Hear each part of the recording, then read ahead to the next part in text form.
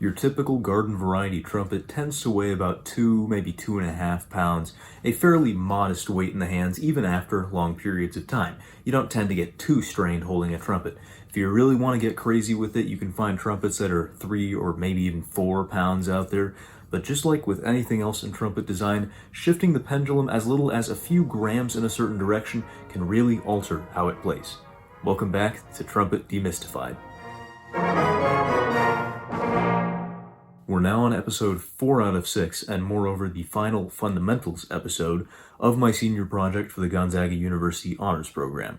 And this is the point, much like me in my current state, where it starts to get a little hairy. This is an episode that's been a long time in the making, because it's on a topic that until recently I didn't know nearly as much about as, say, mouthpieces, which I've tried, 1 or 2 or 1,000 of, or even material composition, which I've experimented with more than most sane people probably. But nonetheless, this is a very important episode because it really starts to poke at why certain trumpets respond to certain player inputs the way they do. And that is the topic of mass and mass distribution. I want to start off today's video with a discussion of several overarching principles of mass distribution on the trumpet, just before we really get into the nitty-gritty of things. Now, the reason I say this episode is going to be hairier than the previous 3 is the fact that we have no option but to start really delving into physics principles on the trumpet. And so to the less scientifically inclined of you in my audience, I apologize, but in keeping with the character of this series, we're going to try and keep things digestible for a general audience, even if it does get a little rambly. Concept number 1, mass has inertia. If on the same floor surface you have a little nightstand and a big bulky dresser drawer, typically the latter is going to have a lot more mass, it's physically heavier, and you're going to have a harder time pushing it and getting it moving than the smaller nightstand. This, at its core, is the concept of inertia, and there exists a very similar concept of inertia in trumpet playing. In the context of trumpet playing, inertia refers to, or is a function of, how much energy, not to be confused with physical airflow into the instrument, it takes to start and sustain a vibration on the instrument. And so with an instrument or a trumpet that has more mass and therefore more inertia, the amount of energy you need to supply into the instrument as a player to start and sustain a note is a little bit greater. Concept number 2, inertia gives way to stability. In trumpet physics, stability is how much energy can be supplied into an instrument, or how hard you can push it before the tone starts to break up and get really unpleasant, and the sensation of playing becomes like pushing against a brick wall. In much the same manner that more mass and therefore more inertia raises the energy threshold required to start the note, it also raises the ceiling, or the maximum allowable energy input into the instrument. And so typically, more mass on a trumpet makes it harder to start the note, but easier to keep a lid on it and keep it canned. Whereas a lighter weight trumpet tends to be more receptive to the player's inputs and have a faster response or less latency in starting the note and less energy required, but the tone is more liable to break up and get really ugly. Concept 3, mass also acts as a damper. There are a lot of different parts and components on the trumpet, and the more mass you add to this overall apparatus, the less you get of these little vibrations from the smaller components, and the more you get of this big primary vibration passing through the body of the instrument. Now, as we really dive into the meat and potatoes of this video, we're going to be talking about different locations on this trumpet apparatus where mass can be added for various effects. But keep in mind, regardless of where mass is added or subtracted, this system has some total amount of mass. And keep in mind the fact that the middle of the road, or the industry standard, tends to be pretty good for a reason. Just want to let you chew on that before we get too far. As with most topics in the field of trumpet design, when it comes to conversations about mass and mass distribution, I like to start with the mouthpiece. This is a good place to start because the thing with trumpet mouthpieces is that's the point where you're supplying the energy into the instrument. But the trouble is, with any trumpet mouthpiece, not all of the energy you're putting into it is propagating into and through the instrument. Some of that energy, and it turns out a fairly significant portion on a standard weight mouthpiece, is being radiated or dissipated out of the mouthpiece into just the surrounding air. And that, to some, is a problem that they choose to remedy with a heavier weight mouthpiece, which results in less energy loss at the start of the apparatus. A heavier weight mouthpiece exhibits the typical properties of inertia, in this case, where it's easier to sit on a certain note and they feel a little bit more slotted into place than they would on a standard weight mouthpiece, at the cost of the fact that it's a little bit harder to change partials.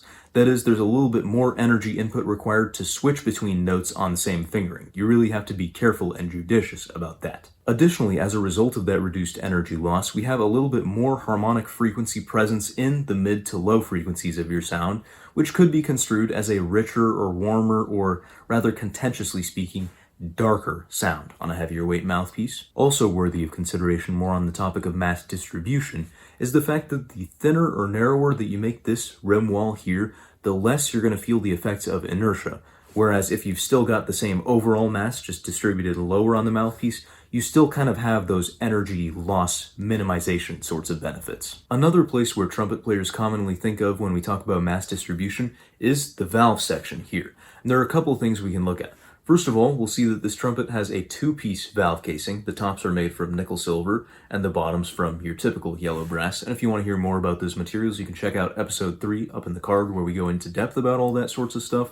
But aside from looking kind of slick, the two-piece valve casing offers a slight increase in mass to the conventional one-piece casing. Granted, what's probably a little bit more common among your typical trumpet player is discussions of these things, the caps of the valves. Heavy caps are a big thing in the trumpet community. A lot of players swear by them, and a lot of players make fun of the players who swear by them for swearing by them, but nonetheless, there are manufacturers online that'll make these parts with compatible screw threads with greater amounts of mass, from, slightly bigger to rather monstrous. There are also more bootleg DIY solutions, such as stuffing a dime inside the bottom valve casing to increase the mass by just a couple of grams. We can once again observe inertia in action by increasing the mass of the valve section, where the targets for each note on the trumpet become a little bit wider and more forgiving. It's easier to hit at the note and stick the landing, and it's a little bit harder to transition between notes, especially when retaining the same fingering. And you also, in terms of damping and interference properties, get a little bit more core and less ring to your tone. And what I mean is you're getting clearer mid and low frequencies and less high frequencies from other components vibrating. It's also worth noting, although nobody really knows whether it's a direct cause and effect, that these heavy caps became more popular as one-piece valve casings, which are slightly lighter than two-piece, became more common. And so it seems that the pendulum shifted a little bit in one direction with these one-piece valve casings, and people started increasing the weight on the bottoms and tops of the valves to compensate for it. But regardless, I think it's great that we now have these heavy valve caps in very various sorts of masses on the market so that we can experiment with inertia properties. Another great place to examine mass effects on the trumpet is its bell. A lot of vibration takes place here on the instrument, so a small difference in the mass of the bell has a huge effect on its acoustics. We have here the typical inertia and stability properties in action. A heavier bell has more inertia and it takes more energy to start the vibration, meaning therefore that a lighter bell will speak more easily and you don't have to push the horn as hard to get it to light up. But on the other hand, more mass means more stability. And that means a heavier bell is harder to get the sound to break up on, meaning you can push it a little bit harder. Now, the distribution of a bell flare's mass matters just as much as its overall mass. First of all, we have longitudinal variation. If you take a sheet of metal and you hammer it into a bell-like shape, typically, no matter how thick or how heavy that sheet of metal is to begin with, as the bell flare expands in diameter, the thickness has to decrease in order to compensate and to allow it to happen. And so by the time you get out here on a bell flare, it's thinner in terms of metal thickness than back here. And that is an issue, because even if you're using a really thick and heavy sheet of metal, you're effectively lightening the bell as you progress through the flare. And that's negating some of the thicker sheet metal's inertia and damping and stability type benefits. So if you really want to take advantage of those benefits, what you really want is a bell that maintains a consistent thickness all the way through. And that can be tough from a manufacturing perspective. But on that note, the fact that the bell thins out and lightens as it progresses is part of what gives the trumpet its signature brilliance. Then, in addition to longitudinal variation, we have sometimes radial variation. That is, thickness becoming uneven around the circumference of the bell at any given point.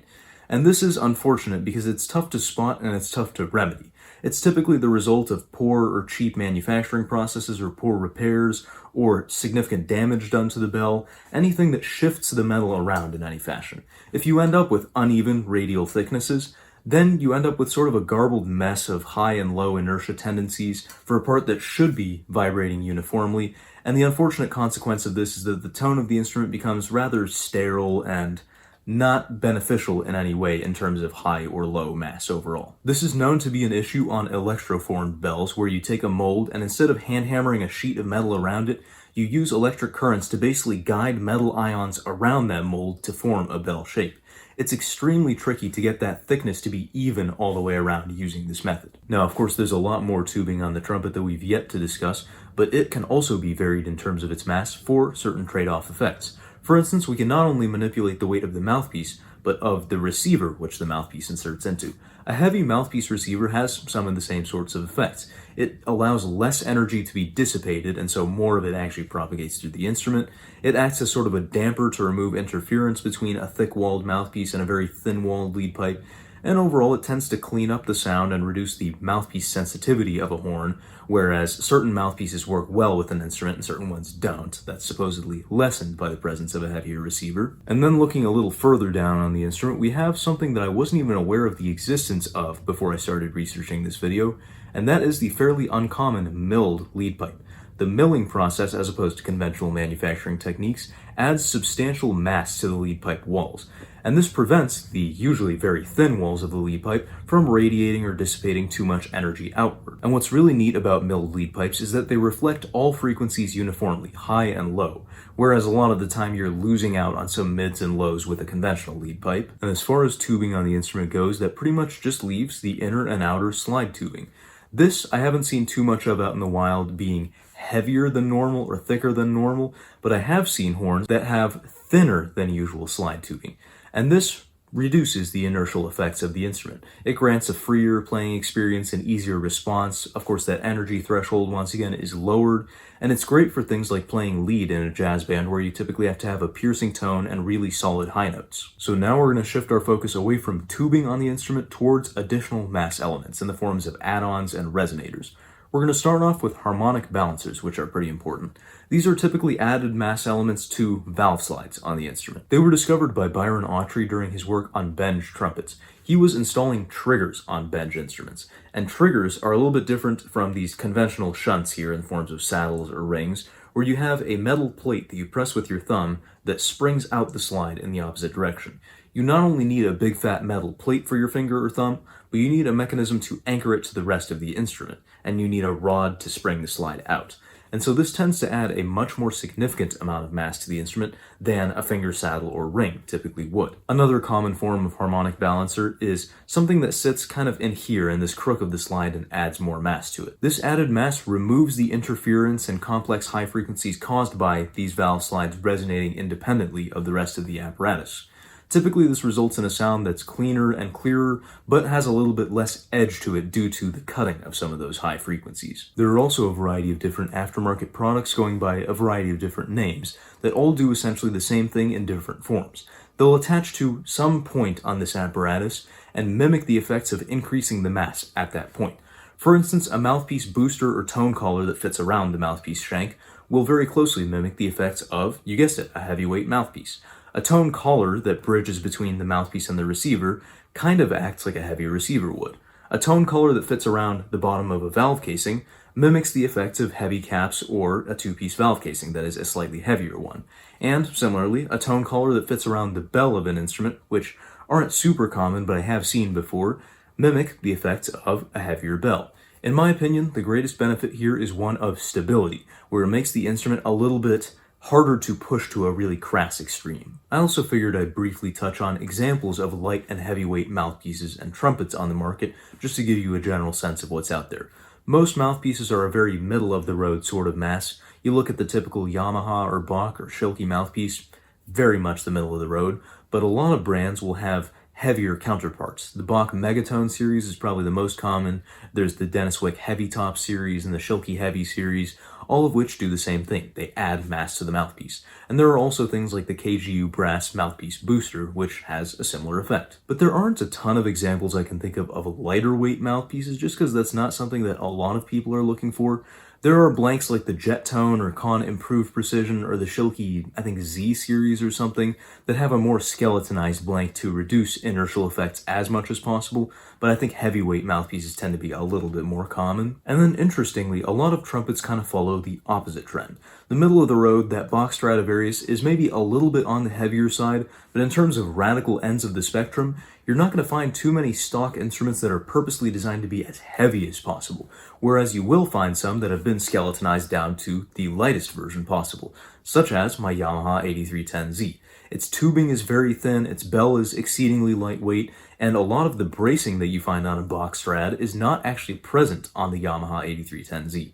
And so you see more instruments that are radically lighter than radically heavier. If you really want to make an instrument heavier, typically you're going to be thinking about tone collars and heavy valve caps and things of that nature. But even though I say the typical Strad 180-37 is the middle of the road, there are lighter weight Strads for you to try out. Some of my very favorite Strads have been the ones with thinner tubing or lighter weight bells. My very favorite, I think, is one that had a lightweight bell but a trigger, so it had sort of a harmonic balancer on the first slide, but it had a lighter weight bell. It's an interesting combination. Now, if we really wanted to get past the surface of this iceberg and get into the weeds, we could be here for multiple days and still not accomplish anything of substance. So in the interest of your time and editor Sam's sanity, that's where we're going to call it on episode 4 out of 6 of Trumpet Demystified, but I hope you enjoyed that discussion of mass and mass distribution on the trumpet. Like I said, it's a tricky subject to broach, but if you take nothing else away from this video, take home the concepts of inertia and stability. How much energy do I need to put into the instrument, and how much energy can I put into the instrument if I so desire? Those are going to be the guiding questions for adding mass to your instrument or subtracting mass from it. This has been your host Sam with Trumpet Demystified. Thank you for your time, and stay tuned for episodes 5 and 6, the comprehensive episodes, coming very soon.